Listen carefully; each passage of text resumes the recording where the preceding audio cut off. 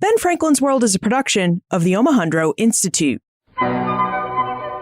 Welcome to Ben Franklin's World, a podcast about early American history with Liz Covart. The study of history is key to understanding who we are and how we can affect a better future. Ben Franklin's World will introduce you to historical people and events that have impacted and shaped our present-day world. And now, here's your host, Liz Covart. Hello, and welcome to episode 225 of Ben Franklin's World, the podcast dedicated to helping you learn more about how the people and events of our early American past have shaped the present-day world we live in. In many ways, we're about to explore an age-old story. A middle-aged man, a much younger wife, a lover, and a murder plot. Now, the setting for our age-old story is Newport, Rhode Island. There, in 1738, a cooper named Benedict Arnold petitioned the General Assembly for a divorce from his wife, Mary Ward Arnold.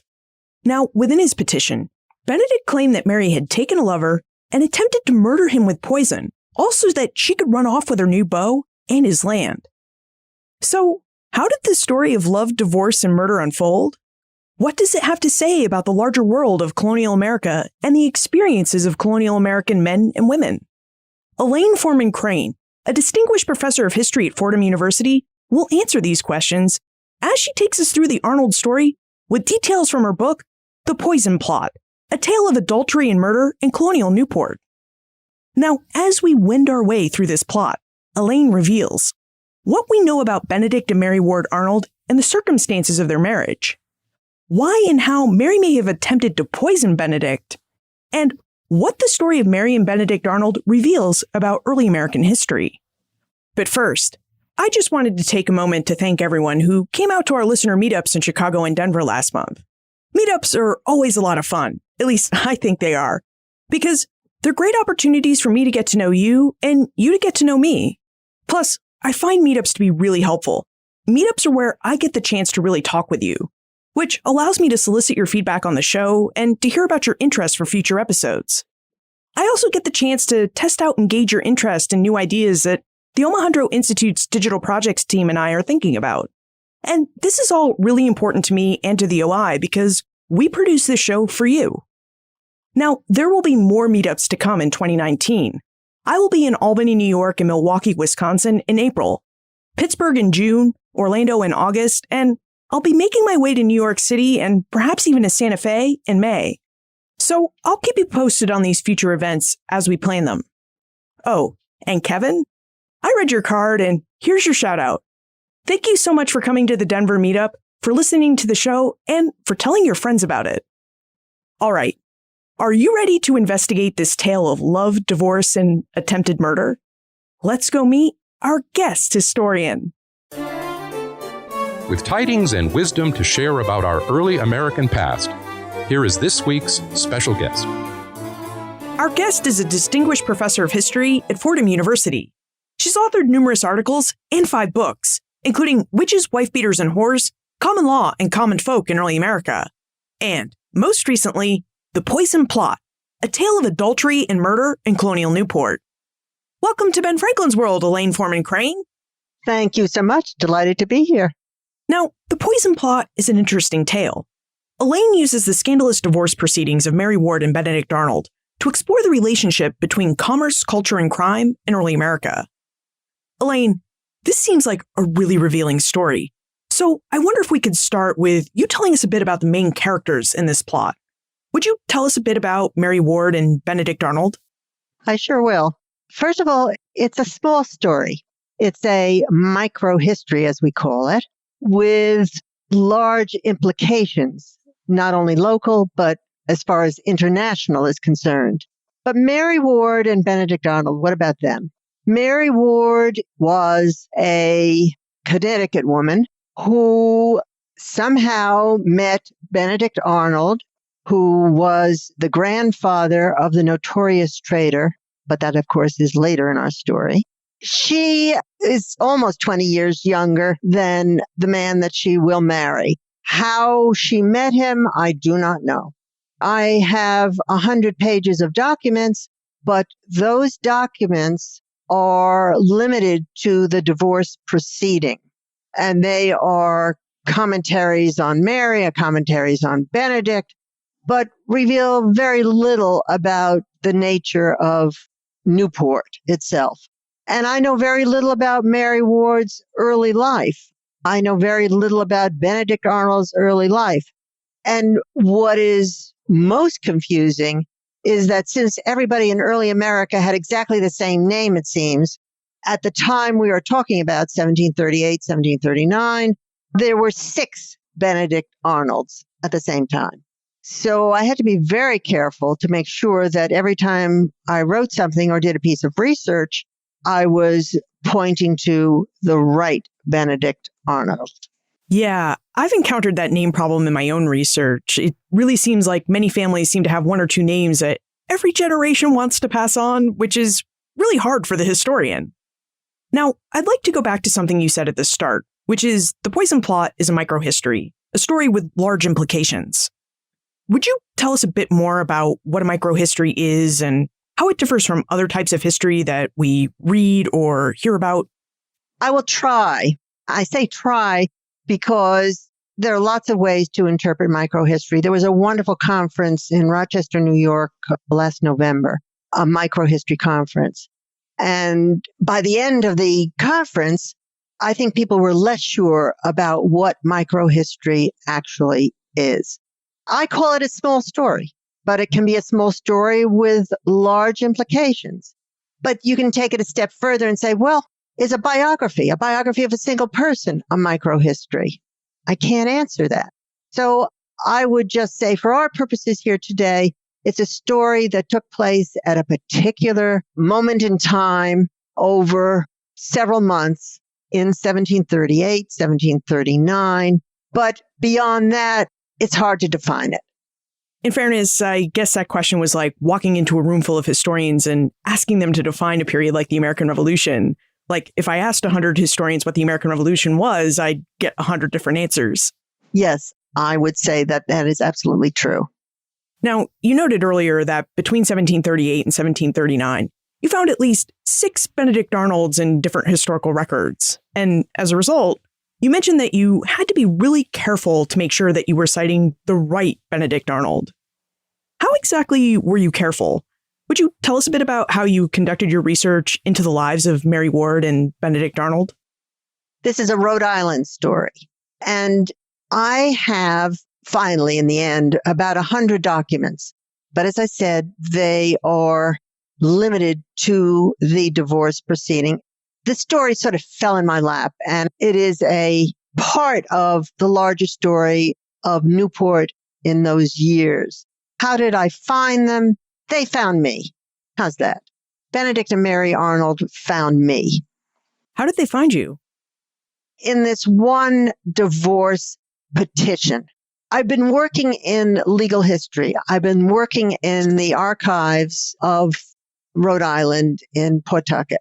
And there's a whole volume, or several volumes actually, of petitions. The volume I'm talking about is 1738, 1739. And I sort of browsed through it. And there, Benedict and Mary found me. I say that because I didn't just find them. We met.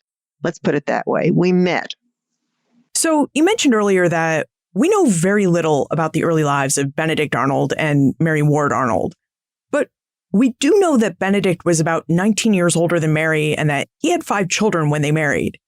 So why do you think Mary agreed to marry Benedict Arnold? Was it for love? Is there any way to know what the attraction between them was? She was not marrying for love. You don't poison your husband after that many years and still talk about marrying for love. She married for money. She married for property, of which he had a lot. Remember, he may be the grandfather of a trader, but he's the grandson of the governor of Rhode Island in the founding years of Rhode Island. And we're not talking about 10 acres or 20 acres. We're talking about hundreds and hundreds of acres. He is a very wealthy landed man, despite the downturn in Rhode Island's economy in the 1730s. But he held on to a great part of his land. Arnold may have been land rich, but what did he do for a living? Was it really just his land that made him wealthy, or did he have some connection to the slave trade? And I ask about the slave trade specifically because we know from our conversation with Christy Clark Pujara in episode 118 that Rhode Island was really a driver of the early American slave economy, and everybody in Rhode Island seemed to have a connection with it. I don't know the answer to that. I never found it. I have no reason to think that he was. He may be a merchant, he may be a trader, but he is still a cooper. He's a barrel maker. Now, he may be a very rich landed barrel maker, but his trade is that of someone who creates the barrels, that takes the rum to the islands and sells it for slaves. Okay, I guess I'm still trying to figure out what the attraction for Mary must have been. I mean, Arnold was much older. He already had those 5 kids, and we know from our conversations with other guests that most of his landed wealth wouldn't have gone to Mary, but to Arnold's children, specifically to his eldest son. So why do you think she married him? Yeah, absolutely.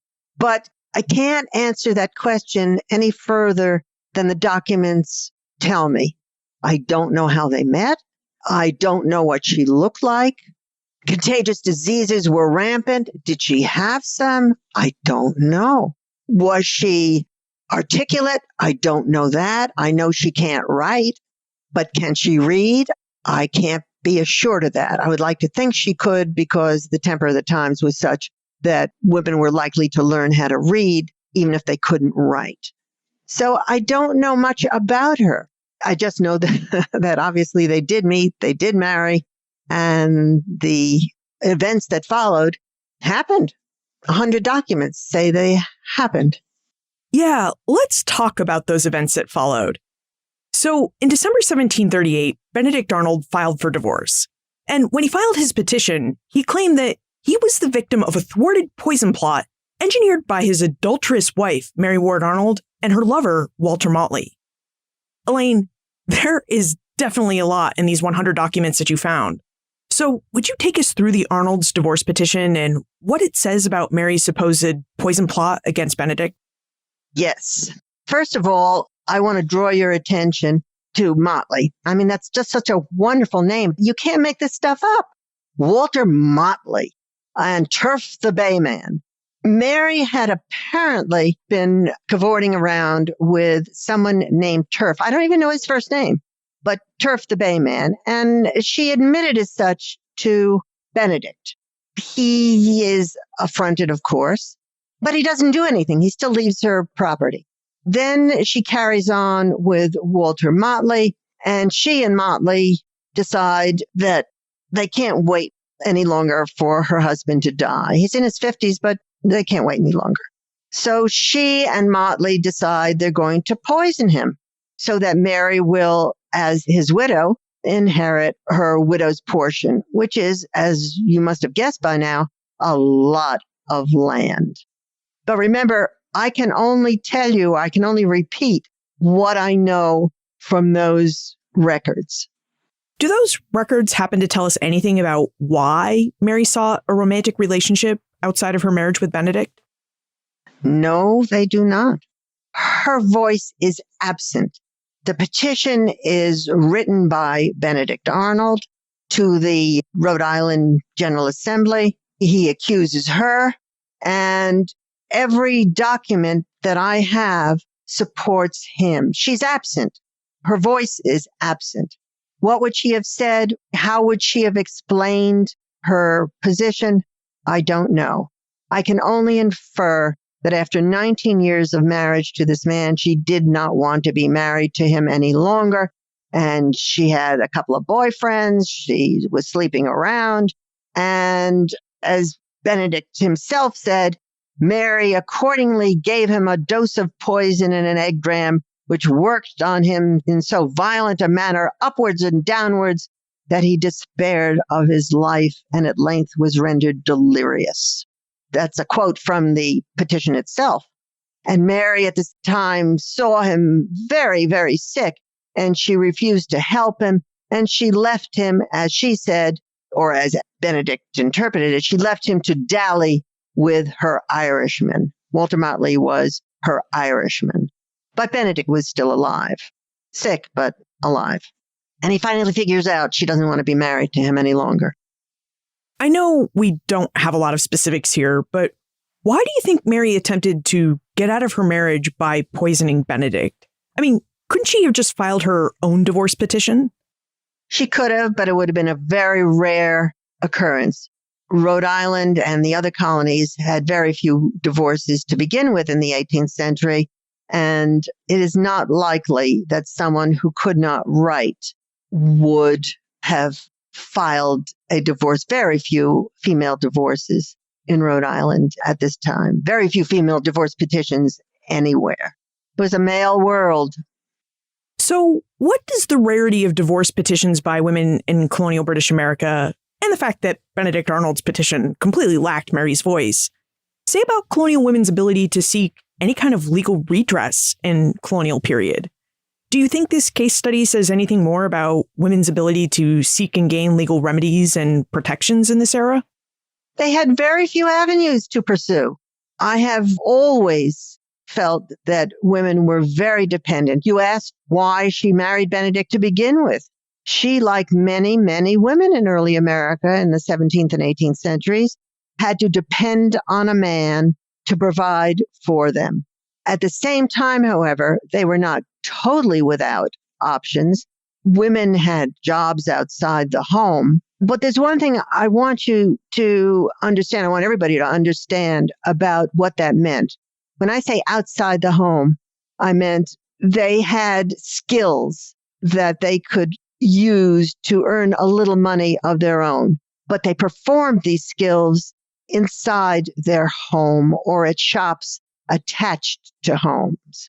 So when you say, what did she do? She doesn't leave us anything to tell us what kind of skills she might have had.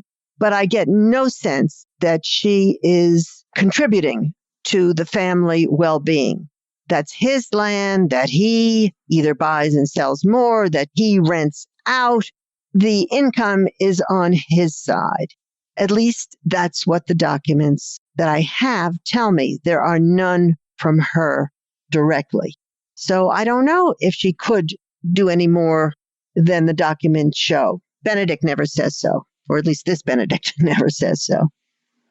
So how do you as a historian trace the lives of women if, like Mary Ward Arnold, they largely didn't leave us a trail of documents? You may not be able to.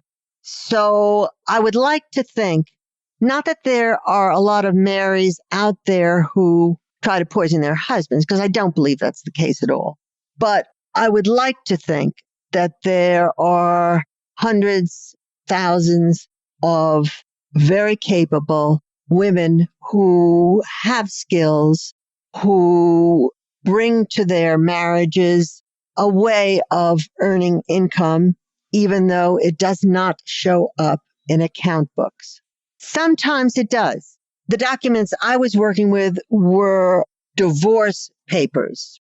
Lots of them, lots of witnesses and so forth, but they're not account books. Account books are the best sources of a different story, because even if they are written by men and the accounts are in the husband's name, he could say, my wife sold a pair of stockings that she knitted. Not a lot of money, perhaps, to bring in, but it does show that women did A, B, or C to enhance the family income. I see none of this in the Arnold case. Now, in his petition, Benedict Arnold claimed that his wife Mary tried to poison him, and that, her lover Walter Motley was involved in this plot because they wanted to get married. That sounds like attempted murder to me. And Leslie wonders whether murder or attempted murder was a common type of crime in colonial British America. The murder rate, the crime rate is very, very low. But remember, poison is a silent crime. I can't tell you what the potential number of poisonings were. Couldn't possibly. I can tell you about burglaries only if someone is captured, tried, and convicted. So we really don't know what the crime rate is. My gut tells me the crime rate is higher, much higher than we see from the standard records, because The records only show who has been tried, convicted, and sentenced. So, if Mary really did try to poison Benedict, how would she have attempted to do it? Do we have any information about how she would have acquired a poison or the different types of poison she would have used? Yes, that I can tell you, because the documents I have talk about her going to the apothecary. John Tweedy was the apothecary, and he no doubt sold her the arsenic or mercury that she used to try to poison her husband. There was no big deal to go to an apothecary and get a poison. All you had to do was say, I'd like some ratsbane, Ratsbane, ratsbane, which the apothecary would take off his shelf and say, I see, Mrs. Arnold, I guess you have a lot of rats in your house. And she would say, yes, I do. And that's what I need the ratsbane for. Or she may have used the word arsenic directly or mercury directly. Mercury is not what you'd kill rats with, but that's what may have happened. Can I tell you as an historian that that's definitely what happened?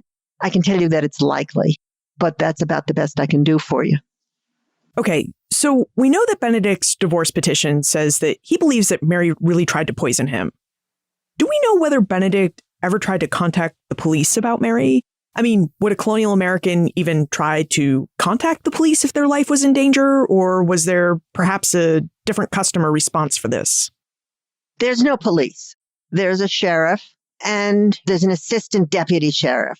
If Benedict went to the authorities, I like to use the word authorities because I never really know who's in charge. If Benedict went to the authorities, I have no record of it.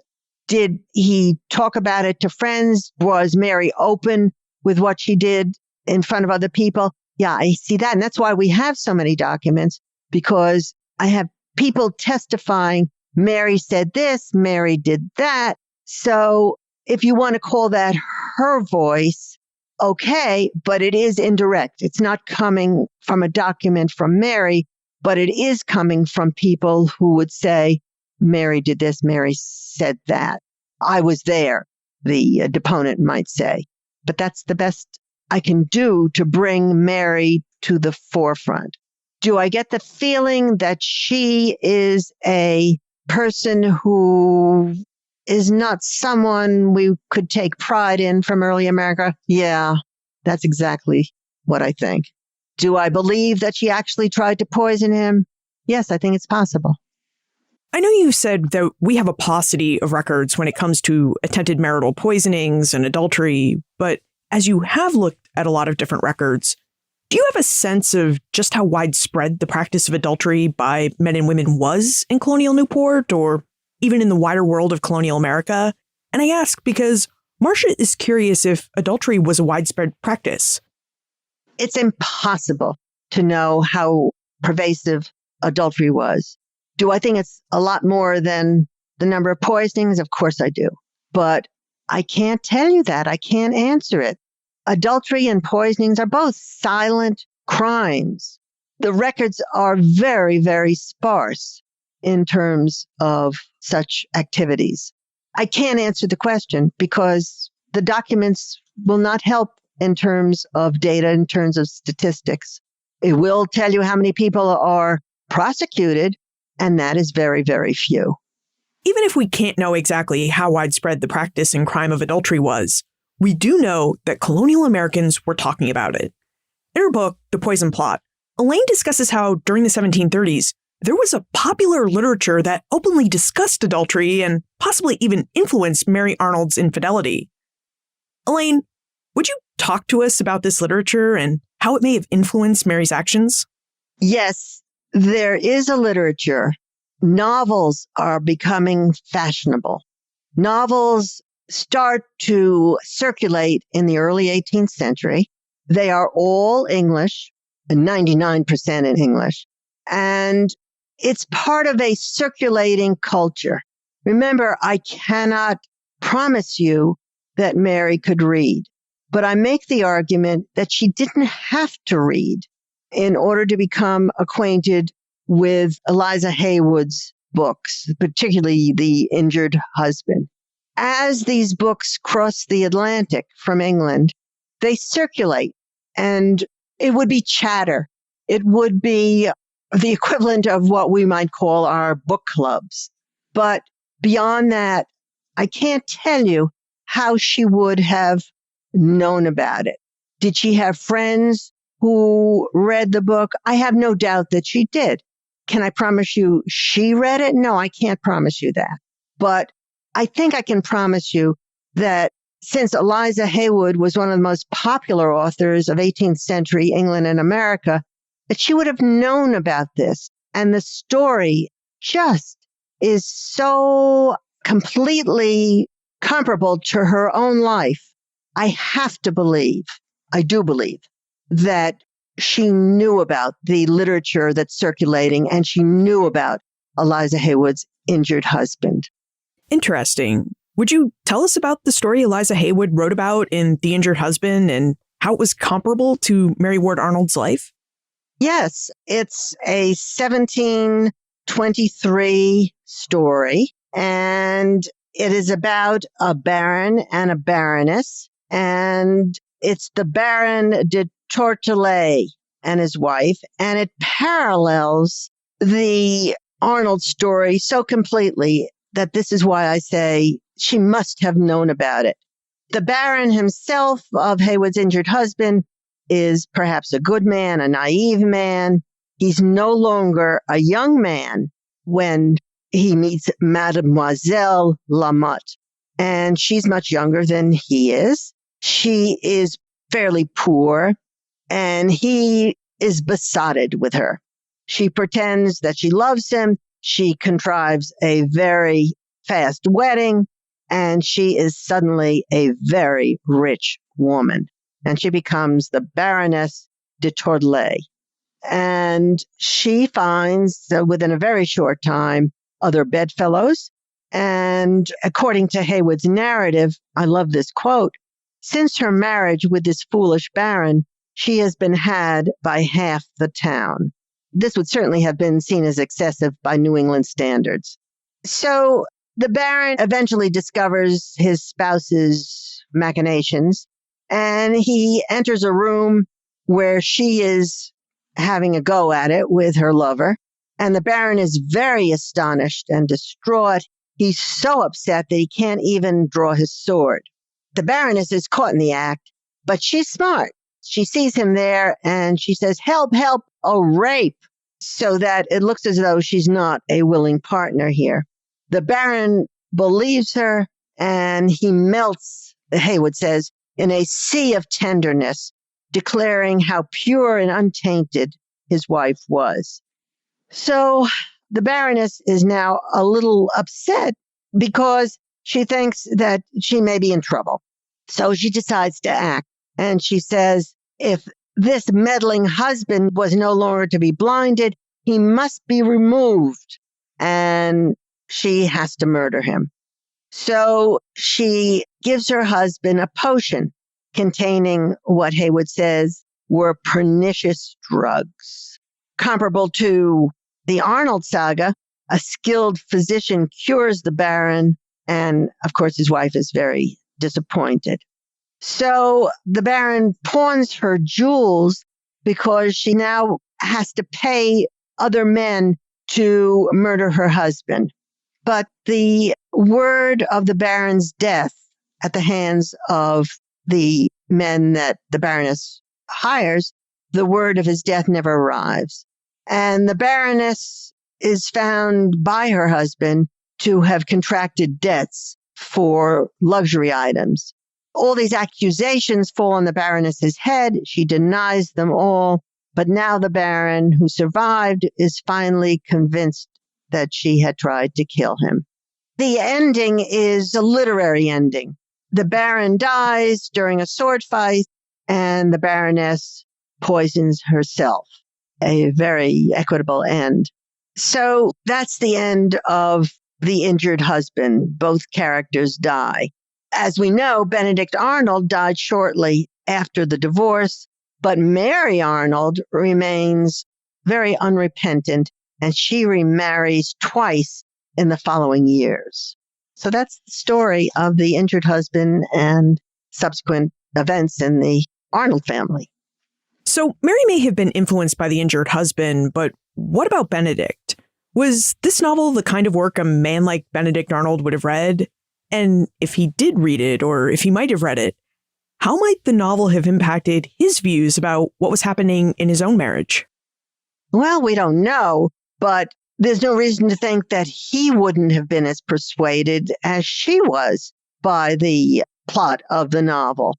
Why wouldn't he take another look at Mary and say, this is going on in English society. Maybe that's what's actually going on here. Do I know that this happened? No, of course, because he never says anything like that. But he does petition for divorce. So he must believe that Mary did, in fact, try to poison him. It's a congruence of events, literary and actual, that transpired across the Atlantic with English cousins, cousins being a metaphor. We've already talked about how we don't know as much about Mary and Benedict Arnold as we'd like to.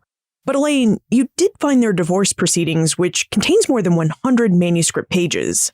And after we take a moment to talk about our episode sponsor, I'd love for us to explore the information and documents contained in these proceedings. This episode was made possible by the Omohundro Institute, proud publishers of award-winning books since 1943, and now the publishers of acclaimed digital scholarship, too.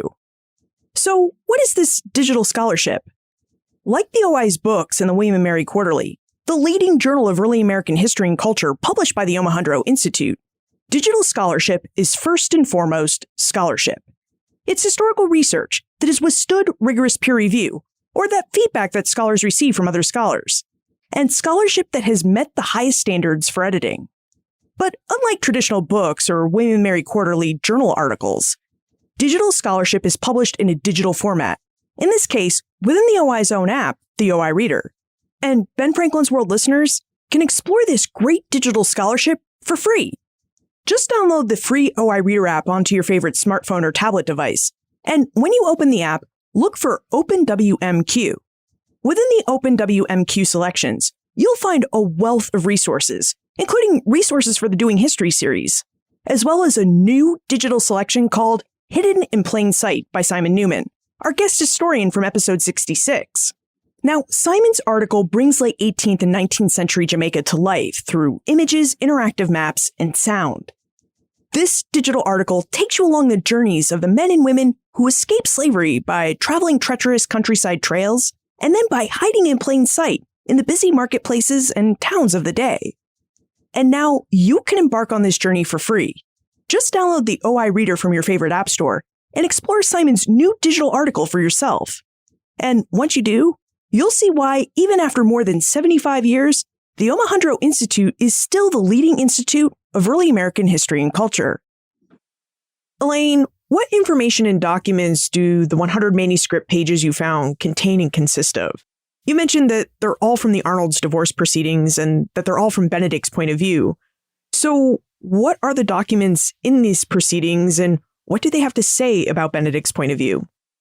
All I can say is that the General Assembly must have asked for evidence to support the accusations that Benedict leveled against his wife, because all I have are the depositions, the witness statements. So I'm assuming the General Assembly, after receiving Benedict's petition, scoured the town for people who might be able to confirm or deny his story. So that's where these statements come from. And each and every one of them say, yeah, I'm not surprised at this. It's more the adultery that people attest to. Yeah, I saw Mary and Motley in their underwear sitting on the edge of a bed. I saw Mary and Motley kissing. I saw Mary and Motley in bed together. So the accusations are substantiated by these people. So when you say people, did Benedict really seek evidence from both men and women? I mean, didn't the voices of men have a higher standing in the court? Men's voice did have higher standing in the court, but these depositions are from both men and women, and they were accepted as truth. He had to swear to them. So they were believed. I have always been very interested in the way in which women were part of court proceedings, not necessarily the adultery, not necessarily burglary, but petty crimes or civil cases. And many times they prevailed. I am working on a piece, I've just about finished an article called The Vintner and the Indian. It's about a vintner and his servant who is an Indian. The vintner wants her to sign a document that would bind this woman to him, and she refuses to sign. And you'd think, given what we think we know about Indian-Anglo relationships, that the court would have supported the vintner. They don't. All the way up the line, they support the Indian woman. And they say, no, she doesn't have to sign this indenture. She doesn't have to be bound to him. So I guess what I would say is it varies from case to case. Sometimes women win, sometimes men win. But I'm astounded by the number of times and the way in which the courts find in favor of women. Now, you mentioned that the injured husband ended with a literary ending, that both the Baron and the Baroness died at the end. How did the real-life story of Benedict and Mary Ward Arnold play out? Did the General Assembly grant Benedict's petition for divorce? And if it did, what happened to Benedict and Mary once their marriage was dissolved? The General Assembly does grant the divorce. Justice or alleged justice is much quicker in the 18th century than it is today. Much, much quicker. And they grant the divorce. Benedict dies a couple of months later. Was it due to the poison that he had ingested earlier? Can't tell you. But he was a very sick, weak man by the spring of 1739, and he dies in March. The divorce had been granted barely a month earlier. Mary, on the other hand, goes on to marry two other men, which I have always found a little surprising because word must have traveled about the possibility that she poisoned her husband. And why would any man marry a woman who allegedly poisoned her husband? But two men did, John Brown and Samuel Roberts. And they both predecease Mary. They both had been married before. They both had children, but they marry her. What her attraction was, I cannot tell you. It kills me that I can't figure this one out. Was she beautiful? I have no idea. On the other hand, the collapse of the economy in the 1730s means that she does not end up a very wealthy woman. But she survives until I think it was 1769. So she's in her 60s when she dies, which is pretty good for the 18th century. Not terribly unusual, but pretty good. Now, at the start of our conversation, you mentioned that the story of Mary and Benedict Arnold was a microhistory, which meant that it may be a small story, but that it has large implications. So what are the larger implications of this story? I think it must alter our perception of women, at least to the extent that women were not always the submissive, deferential people that historians have ascribed to their character. I think that's important. This is not to say that women went around poisoning their husbands, but it does suggest, and I say this in the book, that there are other women who are alert and who are skillful and are creative and active and undeferential to the men who surround them. And I think that's very important because historians have played down the role of women for so long that we really have to take another look at what they actually did and said and how they acted out their lives. Also, towards the start of our conversation, you mentioned that the Benedict Arnold that we've been talking about of these divorce proceedings was the grandfather of the Benedict Arnold, the Revolutionary War hero turned traitor. How did you perform the genealogical research needed to make this connection? Was it an obvious connection? This was one of the hardest things to do. If you had a traitor in your family and you're part of a successive generation, how truthful would you want to be about the family's history, the family's genealogy? I say this to answer your question because it was a very, very difficult job.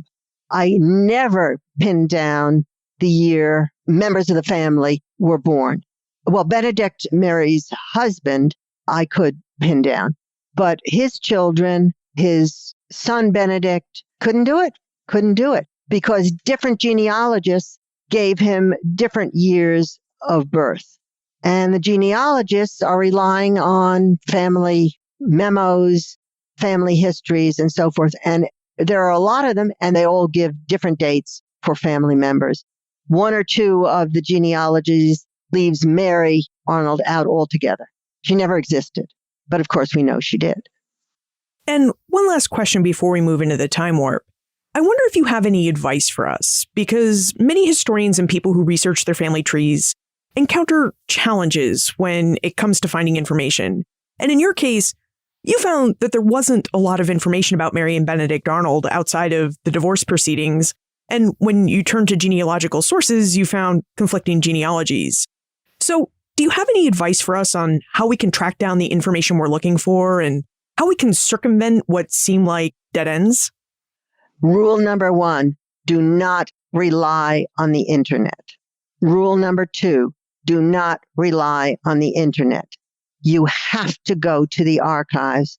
You have to get original documents. You have to travel. Rule number 3, do not rely on the internet. And now it's time for the time warp.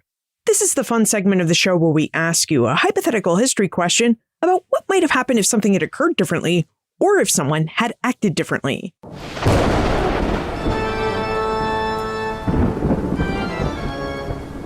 The time warp. Historians can't predict the future, but they can speculate about what might have been. Now, we can't know for certain whether Mary actually attempted to poison Benedict, but assuming that she did attempt to poison him, in your opinion, how would Mary's life have been different if she had been successful and Benedict had died before their divorce? She would have been a very rich lady.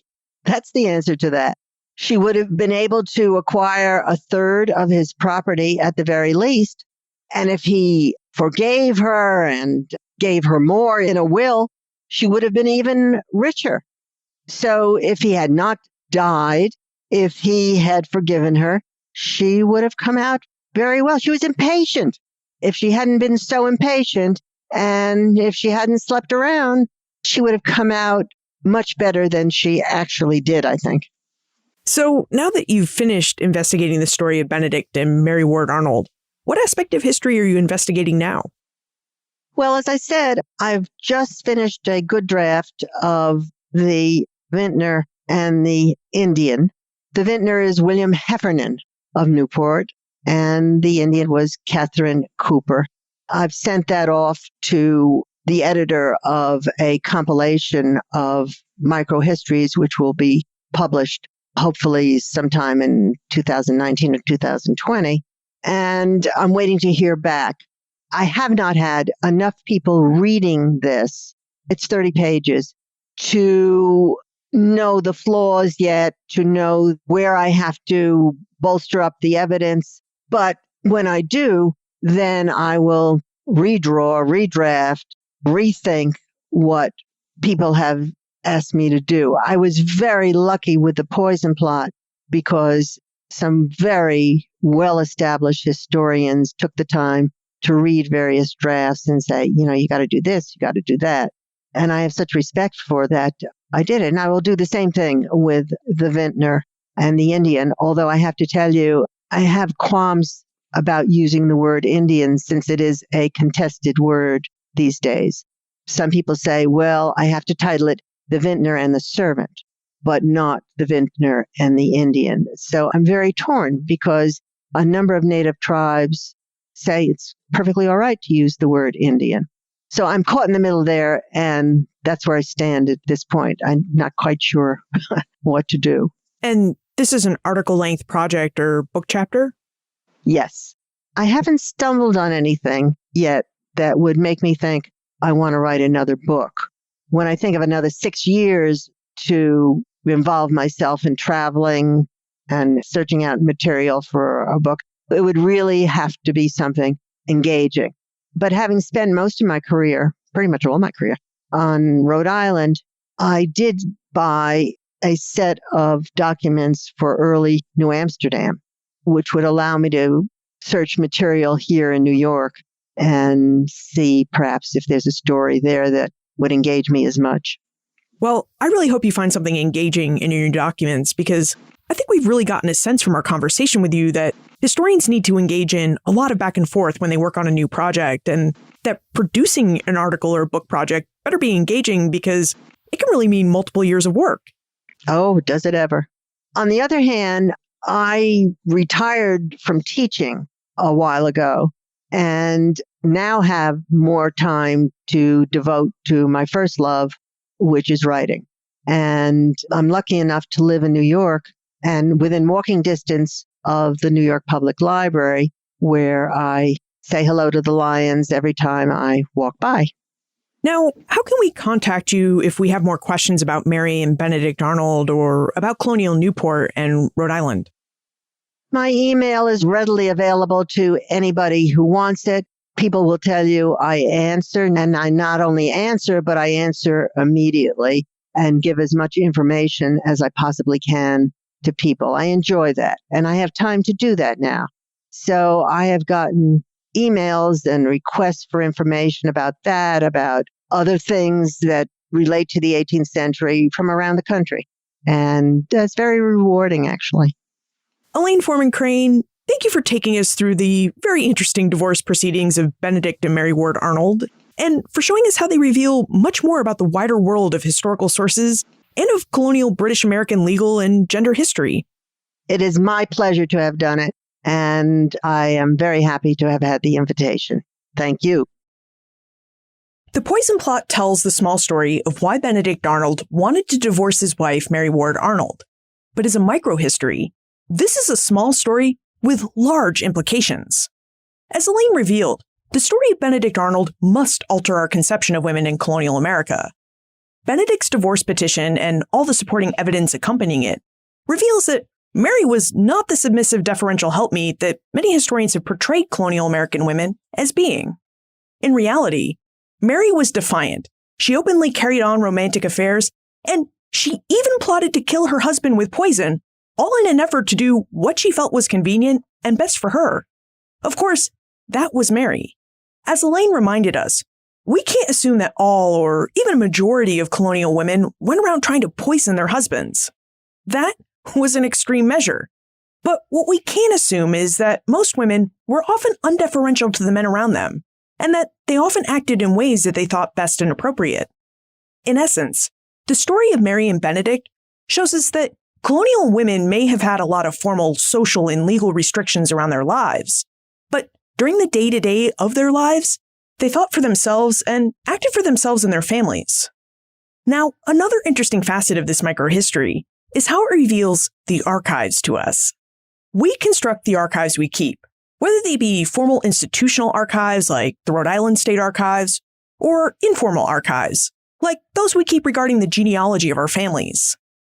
Archives tend to privilege those like Benedict Arnold, who left a documentary trail, and often underrepresent the records and points of view of people like Mary Ward Arnold, people who couldn't write or generate as much of a paper trail.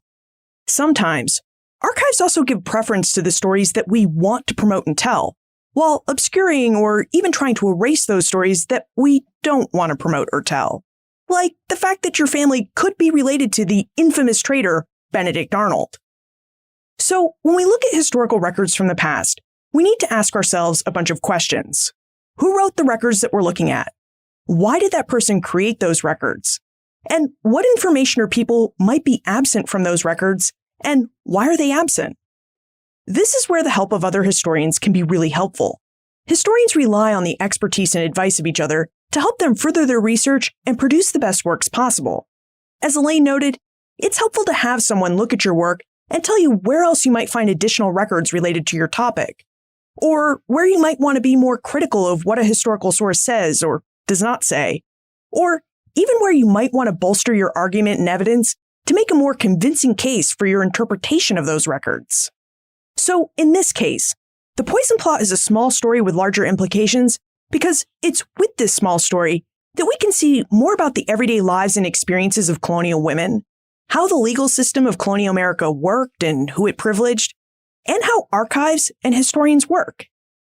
You'll find more information about Elaine, her book, The Poison Plot, plus notes for everything we talked about today on the show notes page, benfranklinsworld.com/225. The Omohundro Institute has published the leading journal of early American history and culture and award-winning books since 1943. And now, it's publishing a clean digital scholarship like Simon Newman's Hidden in Plain Sight. To explore Simon's interactive article about how enslaved people made their escape from slavery in 18th century Jamaica, as well as other great digital resources, download the free OI Reader app from your favorite app store and browse all the open WMQ and Doing History selections. Again, to access these great resources, download the OI Reader app from your favorite app store. My Omohundro Institute Digital Projects teammate, Holly White, provided production assistance with this episode. Thank you, Holly. Finally, do you or does someone else in your family keep an archive of your family records and genealogy? I'd love to hear about the different types of information you keep. So please send me an email, liz@benfranklinsworld.com. Ben Franklin's World is a production of the Omohundro Institute. And remember, never leave till tomorrow that which you can do today.